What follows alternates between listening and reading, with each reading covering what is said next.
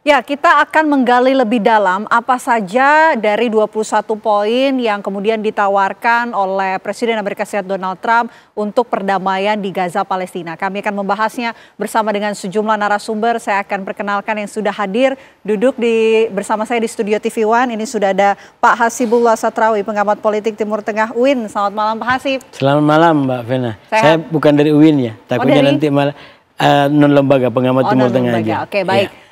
Selain itu juga kami sudah terhubung pemirsa bersama dengan Prof. Hikmahanto Juwana, Guru Besar Hukum Internasional UI. Selamat malam Prof. Hikmahanto. Selamat malam Mbak Vena. Oke, kita terlebih dahulu ke Prof. Hikmahanto ya. Prof, ini kalau kita lihat sudah beredar bahwa Presiden Amerika Serikat Donald Trump menawarkan 21 poin perdamaian di Gaza, Palestina. Tapi sampai saat ini kita juga belum mendapatkan detail apa saja poin-poin yang kemudian diusulkan oleh Donald Trump tersebut. Isinya itu sebetulnya apa aja Prof? Apakah sudah dapat informasi sedikit? Wah, saya nggak dapat. Bahkan Bapak Presiden juga ketika diwawancara sama wartawan kan juga tidak membuka ya. Beliau hanya bilang ya mudah-mudahan akan ada terobosan. Nah, tapi kalau saya boleh menduga-duga, paling tidak ada 5 isu yang akan ada di dalam 21 poin itu. Pertama adalah pengakhiran dari serangan oleh Israel. Ya, serangan ke Gaza. Dan ini sudah ditunjukkan pada masyarakat dunia ketika banyak delegasi dari negara-negara melakukan walkout ketika Perdana Menteri Benjamin Netanyahu memberikan pidato. Artinya negara-negara sudah tidak lagi mau menerima alasan yang selalu digunakan Israel bahwa serangan terhadap Gaza itu karena merupakan serangan balasan terhadap Israel ke Hamas ya pada tanggal 7 Oktober atas peristiwa 7 Oktober 2023. Jadi ini pengakhiran. Tapi yang kedua juga tentu harus ada pengembalian dari sandera oleh pihak Hamas kepada Israel dan kemudian juga tidak ada lagi serangan dari Hamas ke Israel. Ya, itu yang kedua. Yang ketiga, dugaan saya adalah Palestina itu akan diakui kemerdekaannya, tidak hanya oleh oleh Amerika Serikat, tetapi oleh Israel. Karena kita tahu bahwa kalaupun sudah banyak negara, 157 negara sudah mengakui Palestina sebagai negara, kalau Israel masih bercokol di sana, itu tidak akan efektif. Sama ketika kita juga sudah memproklamasikan, kemudian kita juga sudah mendapat pengakuan dari negara-negara seperti Mesir dan lain sebagainya, kalau Belanda masih bercokol di sana, ya tidak akan selesai serangan-serangan dari Belanda ke para pejuang kita. Baru selesai itu ketika Belanda menyerahkan kedaulatan pada tanggal 27 Desember 49. Jadi ini yang sangat monumental nantinya. Dan kemudian yang keempat, tentu apa jaminan bagi tidak adanya serangan dari Gaza, dari Palestina kalau misalnya sudah merdeka ke Israel. Nah, ini yang Bapak Presiden sudah sedikit bocorkan mungkin bahwa masyarakat internasional yang menjamin dan kalau dimandatkan oleh PBB maka ada peacekeeping operation di mana Indonesia kita akan bersedia untuk menyumbang prajurit kita sampai 20.000 bahkan lebih katanya Bapak Presiden. Dan yang terakhir adalah rekonstruksi dari Palestina. Dan ini akan menjadi beban dari negara-negara Arab yang ada di sekitar, ya, mereka akan merekonstruksi, memulihkan kembali Gaza karena mereka juga tahu bahwa rakyat Palestina harus tinggal di Palestina. Mereka tidak boleh misalnya keluar ke negara-negara perbatasan mereka, Mesir, Yordania. Karena apa? Ini masalah tanah, bukan masalah solidaritas agama. Jadi 5 poin itu, tapi dengan catatan bahwa ada kemungkinan yang berbicara dengan Hamas itu tidak bisa mungkin negara-negara Arab ya.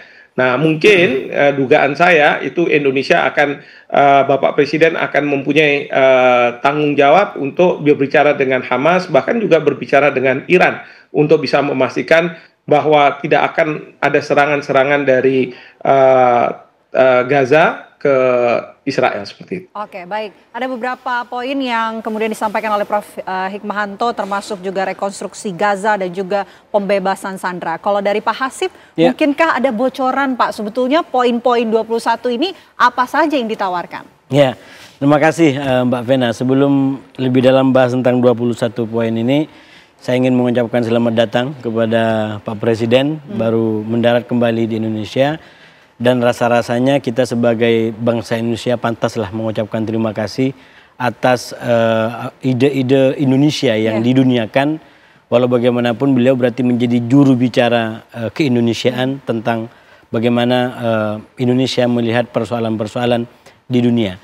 Nah, terkait dengan 21 poin, saya terus terang baru baca update-nya di salah satu koran di Timur Tengah dengan mengutip salah satu media di Israel, yaitu Time of Israel. Dari 21 poin itu sebenarnya memang hal-hal yang selama ini sudah berkembang, bahkan tadi juga dibahas oleh Prof. Hikmahanto. Misalkan poin pertama adalah tentang Gaza tidak akan menjadi tempat bagi kelompok-kelompok ekstrim dalam tanda kutip. Artinya deradikalisasi Gaza.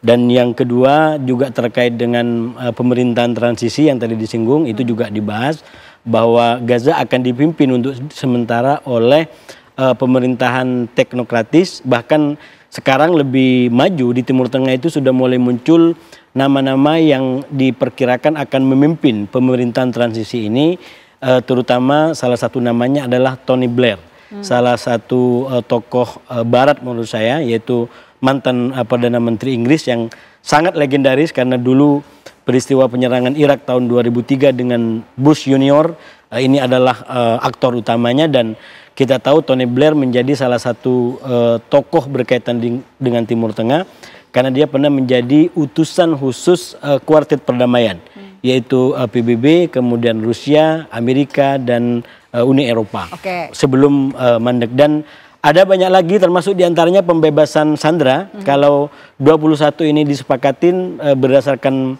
draft yang saya baca, itu 48 sandera Hamas akan dibebaskan pada hari pertama, dan ribuan tahanan Israel termasuk yang ditangkap pasca 7 Oktober itu akan dibebaskan. Dan poin berikutnya tentang Qatar juga, bahwa Qatar tidak akan diserang lagi. Jadi ada komitmen Israel tidak akan menyerang Qatar lagi. Begitu juga Gaza. Gaza tidak akan diduduki atau tidak akan dianeksasi oleh Israel. Bahkan dijelaskan atau ditekankan bahwa masyarakat Gaza juga tidak akan dipaksa keluar. Justru Gaza akan dibikin kayak semacam pengembangan ekonomi baru untuk menjadi sebuah kota yang lebih layak dan bagus bagi warga Gaza.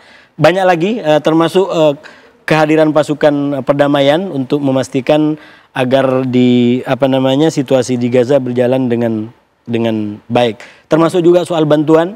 Bantuan akan disalurkan di bawah lembaga-lembaga internasional, tidak dikontrol oleh Amerika dan Gaza Foundation yang dilakoni atau diotaki oleh Israel dan Amerika.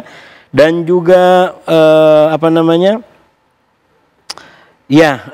itu poin-poinnya. Hamas bahkan diberitakan juga di TV One sendiri, bahkan juga udah menyatakan siap untuk tidak memaksakan diri ambil bagian dalam pemerintahan ke depan. Jadi Hamas berkomitmen kalau ini betul-betul berjalan sesuai dengan yang diinginkan oleh negara-negara Arab, Islam, dan juga Hamas sendiri, yaitu bahwa mereka siap untuk total kartu seperti ini kalau Israel dan Amerika juga total kartu, total komitmen. Cuman sekali lagi menurut saya ini baru di atas kertas. Kalau dibaca dari misalkan perkembangan 2 hari ini, katakan waktu Netanyahu menyampaikan pidato di PBB, maka sebagian orang sudah mulai pesimis kembali. Kenapa? Karena kita tahu Netanyahu sudah minta memaksa agar Hamas menyerahkan senjata dan menyerah. Nah, itu poin yang tidak pernah diterima oleh Hamas gitu. Berarti kalau Netanyahu bersikeras dengan pikiran itu, kemungkinan besar 21 poin ini ada di antaranya yang tidak disetujui. Misalkan ini wacana yang berkembang di hari sehari 2 hari terakhir ini. Oke, saya mau kembali ke Prof. Hikmahanto. Prof, ini berdasarkan keterangan yang disampaikan juga oleh Pak Hasip, poin-poin yang dibaca dari sumber yang sudah didapatkan oleh Pak Hasip tentunya ada yang menarik. Salah satunya tokoh yang sudah dipilih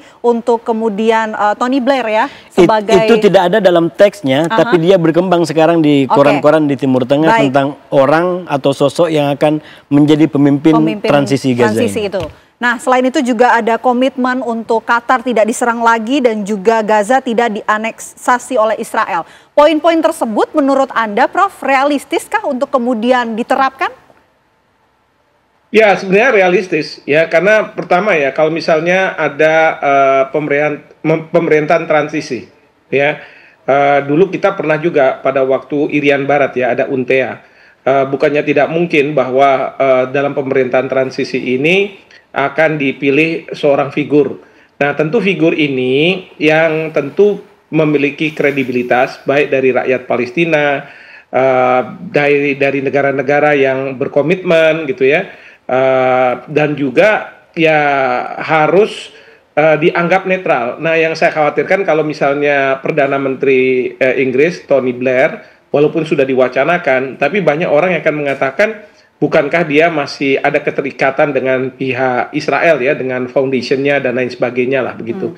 Jadi ini juga akan menjadi wacana yang panjang gitu ya. Mungkin saja yang dimunculkan justru mereka yang dari Timur Tengah begitu ya, yang pada saatnya nanti kalau sudah ada transisi, kemudian bisa diserahkan kepada pemerintahan definitif dari Palestina yang dipilih secara demokratis.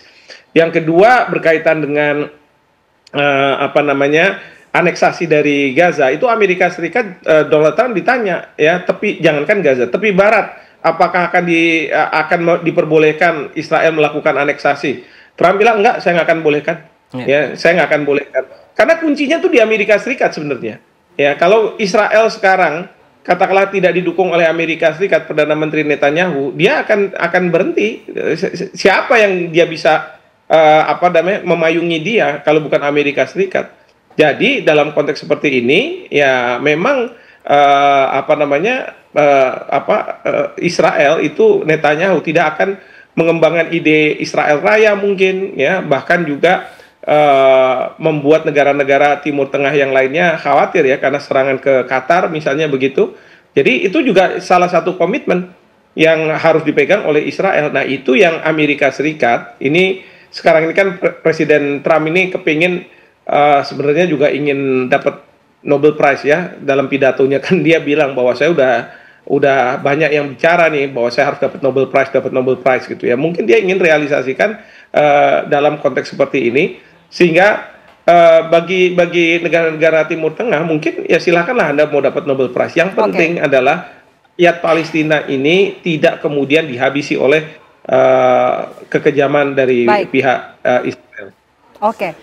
Menarik ya kalau kita lihat juga poin-poin perdamaian yang diusulkan oleh Amerika Serikat ini juga telah didengar oleh negara Muslim dan negara Islam dan juga negara Arab. Tapi pertanyaannya apakah poin-poin tersebut merupakan hasil rembukan atas pertemuan Amerika Serikat bersama dengan negara Arab dan juga negara Islam tersebut, atau sebetulnya ada poin-poin lain yang sempat diusulkan oleh Amerika Serikat? Kami akan bahas untuk Anda usai jeda. Apa kabar Indonesia Malam akan kembali sesaat lagi.